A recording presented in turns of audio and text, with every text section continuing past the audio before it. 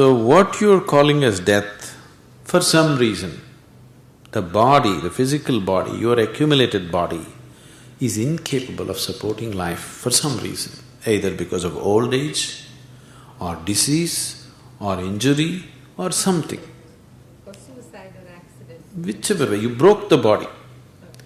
Okay, you broke the body, either you broke the body by crashing your car or by drinking alcohol or because you fell in love with somebody, whichever way you broke your heart, let's say. Then the body has become unsuitable for life to continue. Or it could have just happened out of old age. Whichever way it happens. Now, this what you call as myself somehow seems to be little more than the body. That's something has to happen to it, isn't it? So, let us say it has slipped out of the body. If it slips out, where will it go? Its natural urges, it depends where it takes. See, right now, when you're in the physical body, you have a certain discretion. Your tendency is pulling you towards the ice cream jar, but you say, no. You have discretion, isn't it? But once you leave the body, you have no discretion. You just go by your tendencies. Whichever way your tendencies are, whichever way your karmic stuff is, simply you float around in that direction.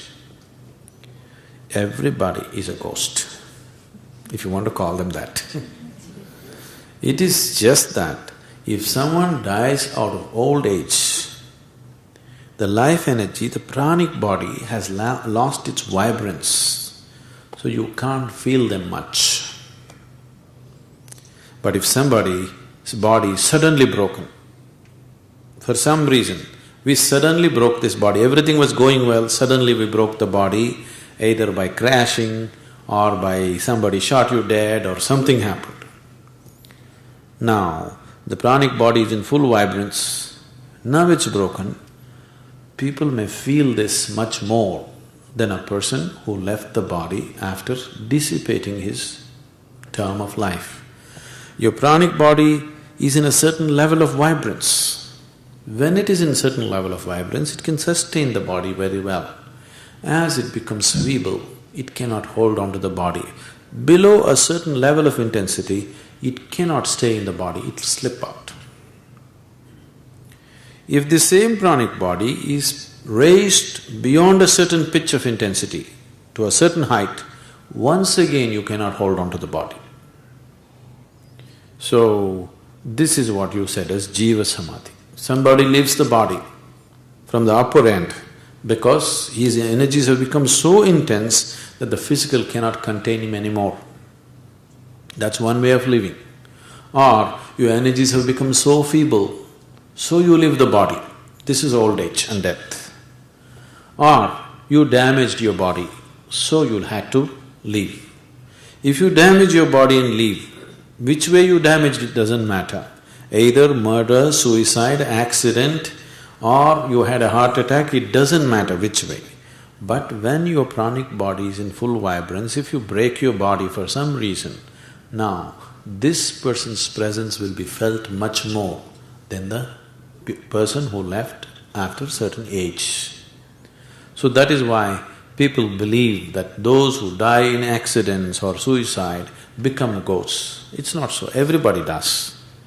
It is just that his presence is more felt. They are not interested in you.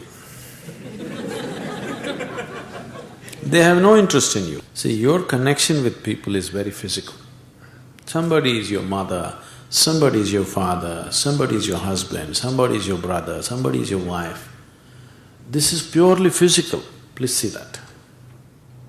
You may have emotions attached to it, but emotions don't mean anything. If I wipe your memory out, your emotions will be forgotten, isn't it?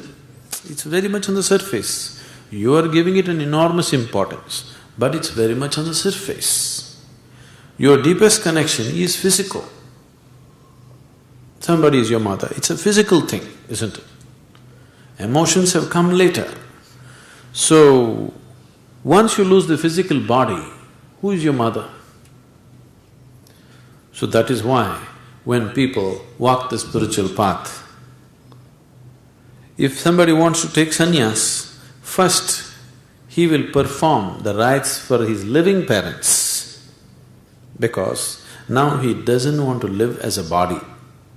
He says, when I say I'm walking a spiritual path, it means he doesn't want to identify himself with his physical body. He wants to focus his whole attention on that dimension which is far deeper than the physical.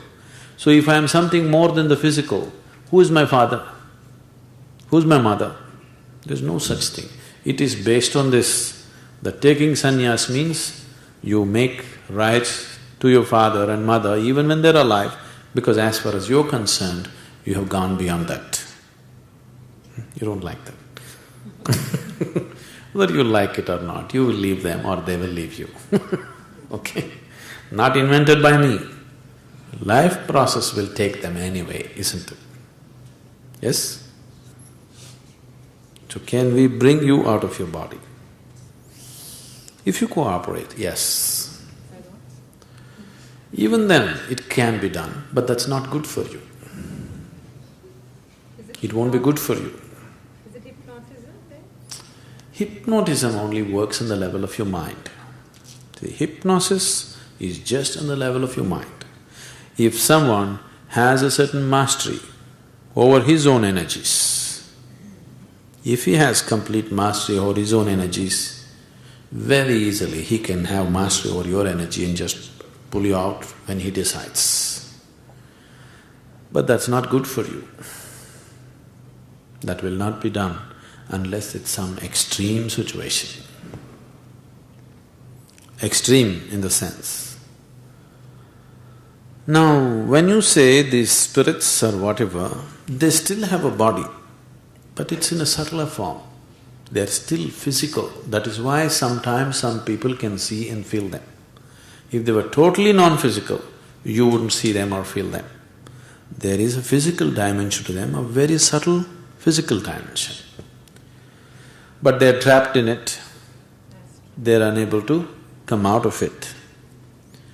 In those kind of situations, sometimes if we see their tendencies are moving in a particular way, but they're struggling, only in such situations we pull them out, not otherwise.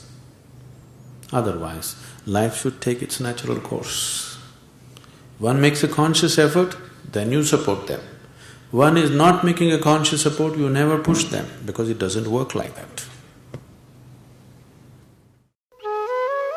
For more on Sadhguru, visit www.ishafoundation.org.